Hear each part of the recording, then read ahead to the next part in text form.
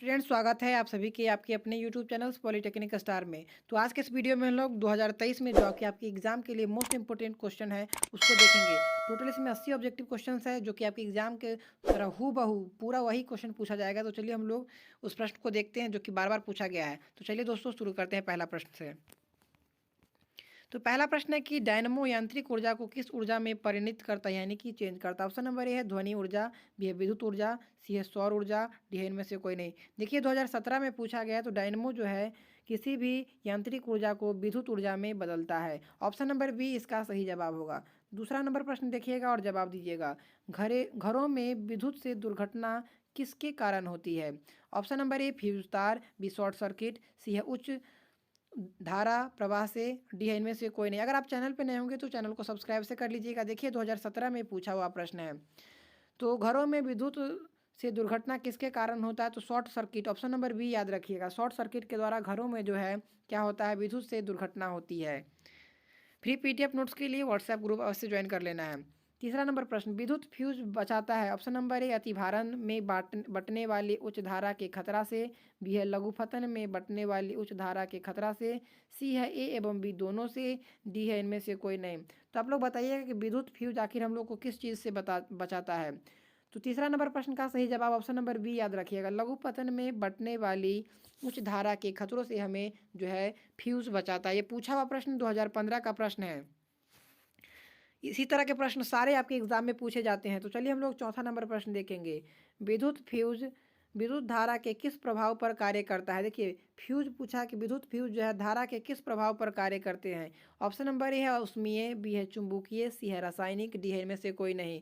तो विद्युत फ्यूज जो है धारा के उष्मीय प्रभाव पर कार्य करते हैं। ऑप्शन नंबर ए याद रखिएगा। 5 नंबर प्रश्न देखिए।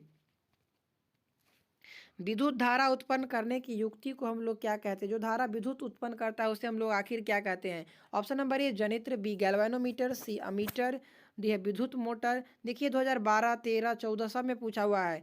तो जो युक्ति विद्युत धारा को उत्पन्न करता है उसे हम लोग जनित्र या जनरेटर बोलते हैं। ठीक है, जनित्र या जनरेटर। चलिए नेक्स्ट प्रश्न हम लोग देखते हैं। देखिए बिहार मॉडल आपके क्वेश्चन है।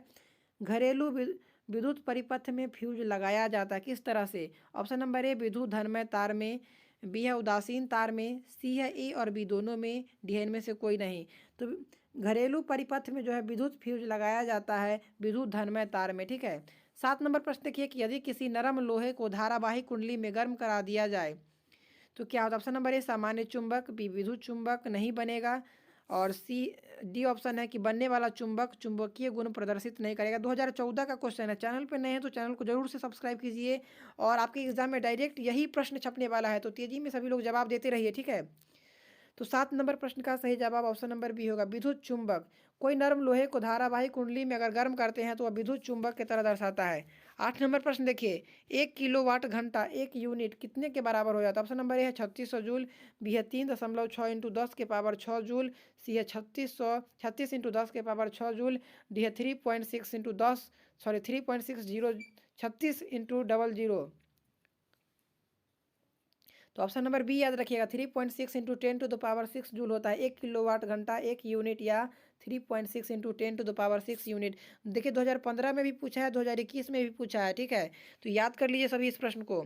9 नंबर प्रश्न देखिए। हमारे घरों में जो विद्युत सप्लाई होती है क्या होता है। ऑप्शन नंबर ए 220 वोल्ट पर दिष्ट धारा, बी है 12 वोल्ट पर दिष्ट धारा, सी है 220 वोल्ट पर प्रत्यावर्ती धारा, और डी है 12 वोल्ट पर प्रत्यावर्ती धारा होती है। तो 220 वोल्ट पर हम लोग के घरों में जो है प्रत्यावर्ती धारा सप्लाई होता है। चलिए 18 नंबर प्रश्न हम लोग देखते हैं। चुंबकीय क्षेत्र का मात्रक क्या है। तो टेस्ला इसका यूनिट हो जाएगा। चुंबकीय क्षेत्र की जो मात्रा होती है टेस्ला होती है। 11 नंबर प्रश्न देखिए। घरों में विद्युत सप्लाई होता है। ऑप्शन नंबर ए है 220 हर्ज 50 वोल्ट, बी है 50 हर्ज 220 वोल्ट, सी है 100 हर्ज 220 वोल्ट, और डी ऑप्शन है 20 हर्ज 220 वोल्ट। तो हमारे घरों में जो विद्युत सप्लाई होती है 50 हर्ज पर 220 वोल्ट, 50 हर्ज फ्रीक्वेंसी रहता है और 220 वोल्ट रहता है। ठीक है। 12 नंबर प्रश्न। किसी वृत्ताकार कुंडली में फेरों की संख्या बढ़ा दी जाए और विद्युत धारा प्रवाहित की जाए तो उत्पन्न क्षेत्र का परिमाण क्या होता है। ऑप्शन नंबर 1 फेरे की अपेक्षा कम होगा, बी बढ़ जाएगा, सी है पूर्ववत रहेगा, डी विपरीत दिशा में होगा। तो किसी वृत्ताकार कुंडली में अगर फेरों की संख्या बढ़ा देते हैं तो विद्युत धारा की जो प्रवाहित होती है वह बढ़ जाता है। ऑप्शन नंबर बी याद रखिएगा। 13 नंबर प्रश्न देखिएगा, प्रत्यावर्ती धारा की आवृत्ति कितनी होती है?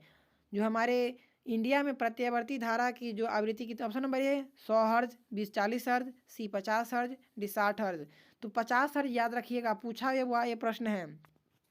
देखिए 14 नंबर प्रश्न, किसी परिनालिका के भीतर सभी बिंदुओं पर चुंबक क्षेत्र क्या होता है? भीतर बताना है। ऑप्शन नंबर ए समान होता है, बी असमान होता है, सी ए एवं बी दोनों, डी इनमें से कोई नहीं।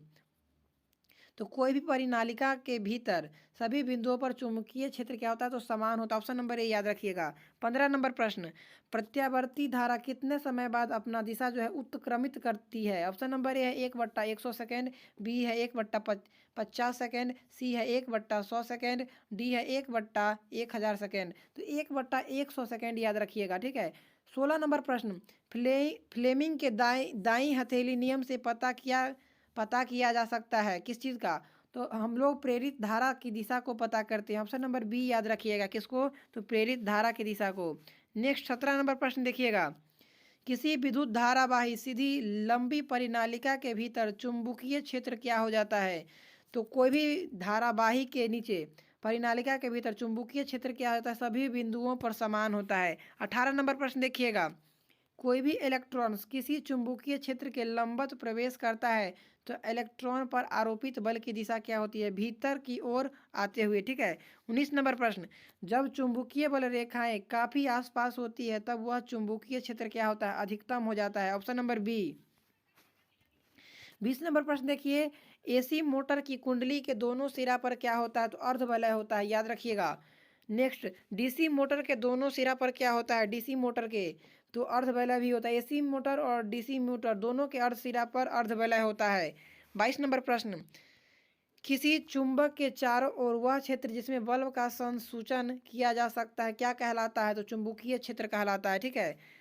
23 नंबर प्रश्न देखिएगा, विद्युत चुंबकीय प्रेरणा की खोज किसने की थी? बहुत ज़्यादा इंपॉर्टेंट है। विद्युत चुंबकीय प्रेरणा की खोज फैराड ने किया था। इस बार पूछा जा सकता है आपके एग्जाम में। नेक्स्ट, मानव के दो महत्वपूर्ण अंग कौन कौन है जिनमें चुंबकीय क्षेत्र का उत्पन्न होना आवश्यक है?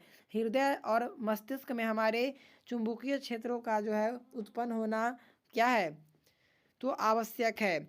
नेक्स्ट प्रश्न देखिए, घरेलू वायरिंग में 3 तार होती है, विद्युत धर्म, उदासीन और भू संपर्कित। इन तारों का रंग क्रमशः किस प्रकार से होता है? तो विद्युत धर्म में जो तार होता है उसका रंग लाल होता है और उदासीन का काला और भू संपर्कित का हरा। याद रखिएगा, यह प्रश्न पूछा हुआ प्रश्न है। देखिए 26 नंबर प्रश्न, डायनमो से किस प्रकार की धारा प्राप्त होती है? तो डायनमो से हम लोग प्रत्यावर्ती धारा प्राप्त करते हैं। 27 नंबर प्रश्न, विद्युत धारा उत्पन्न करने की युक्ति को हम लोग क्या बोलते हैं? तो जनित्र बोलते हैं। 2017 में पूछा हुआ प्रश्न, याद रखिएगा। 28 नंबर प्रश्न देखिए, एक विद्युत बल्ब 100 वोल्ट 100 वाट अंकित है, इसके फिलामेंट का प्रतिरोध क्या हो जाएगा? प्रतिरोध बताना है।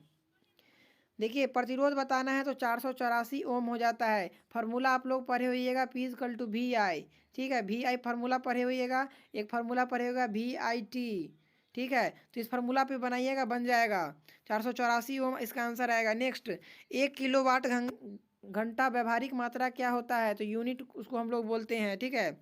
नेक्स्ट, बिजली का फ्यूज तार बना होता है किस चीज़ का? तो यह तांबे का बना होता है बिजली का फ्यूज। 1 जूल का मान कितना होता है? तो 0.24 कैलोरी या 4.2 रहेगा तो वो मारिएगा, ठीक है। 32 नंबर प्रश्न, बल्ब के तंतु बनाने में टंगस्टन का उपयोग क्यों किया जाता है? क्योंकि इसका गलनांक जो है 3380 डिग्री है, ठीक है, 3380 डिग्री। 33 नंबर प्रश्न, लंबाई बढ़ने पर तार का प्रतिरोध क्या हो जाता है? प्रतिरोध भी बढ़ जाता है। आप लोगों ने पढ़ा होगा R इजकल टू ρL/A, ये फार्मूला। तो ये R जो होता है रेसिस्टेंस, प्रतिरोध जो होता है लंबाई के समानुपाती होता है। अगर प्रतिरोध बढ़ेगा तो लंबाई भी बढ़ेगा। नेक्स्ट, प्रतिरोध का असाई मात्रक क्या होता है? तो प्रतिरोध का असाई मात्रक ओम होता है। 35 नंबर प्रश्न, 1 मेगा एम्पियर बराबर होता है 10⁻⁻6 एम्पियर का। 36 नंबर प्रश्न, विभवांतर किसमें गति प्रदान करने का काम करता है? तो इलेक्ट्रॉन में, याद रखिएगा। देखिए 1 मेगा एम्पियर कितना होता है? तो ये याद कर लीजिएगा जरूर, 10⁻⁻6। ऑप्शन नंबर ए हम बोल दिए थे, गलती किए थे। तो 1 मेगा एम्पियर जो होता है 10⁻⁻6। विभवांतर माप किसमें गति प्रदान करने का काम करता है? तो इलेक्ट्रॉन में। 37, किसी चालक में उत्पन्न ऊष्मा अनुक्रमानुपाती किसके होता है? तो धारा के वर्ग के। Option number B. 38, जब किसी चालक तार से विद्युत धारा प्रवाहित होती है तब गतिशील कण क्या? तो 2021 में पूछा हुआ प्रश्न है, तो इलेक्ट्रॉन होता है। 39, एक कूलम्ब आवेश के लिए इलेक्ट्रॉनों की संख्या 6.25 इंटू 10 की पावर 18 इलेक्ट्रॉन। ऑप्शन नंबर ए। 40 नंबर प्रश्न, अगर आप चैनल पर नए हैं तो चैनल को सब्सक्राइब से कर लीजिएगा, वीडियो को लाइक कर दीजिए, दोस्तों में शेयर कर दीजिएगा। अगर प्रतिरोध आर है और परिपथ 2 सेकंड में आई विद्युत धारा प्रवाहित हो रही तो उत्पन्न ताप का मान क्या होगा? तो H=I²RT फॉर्मूला होता है। 41, किसी विद्युत स्रोत द्वारा परिपथ में निवेशित शक्ति का मान Q होगा जब Q आवेश विभवांतर पर T सेकंड तक प्रवाहित होगा तो क्या होता है? VI। ठीक है। 42 नंबर प्रश्न देखिए, यदि चांदी का तार का ताप बढ़ाया जाए तो उसका प्रतिरोध क्या होता है? बढ़ जाता है।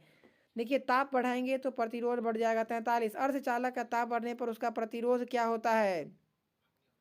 तो स्थिर रहता है। अर्धचालक को अगर ताप बढ़ाएंगे हम लोग तो स्थिर रहता है। 44 नंबर प्रश्न, इलेक्ट्रॉन पर आवेश कितना होता है? तो 1.6 इंटू 10 की पावर 19 कूलम्ब। तो आज के वीडियो में बस इतना ही। अगर वीडियो अच्छी लगी हो तो वीडियो को जरूर से लाइक कीजिएगा। फ्री PDF नोट्स के लिए व्हाट्सएप ग्रुप से ज्वाइन कर लीजिएगा। ये नंबर है मेरा, डिस्क्रिप्शन में भी नंबर लिंक दोनों मिल जाएगा। व्हाट्सएप और टेलीग्राम दोनों ज्वाइन कर लेना है। तो हम लोग मिलते हैं नए वीडियो में।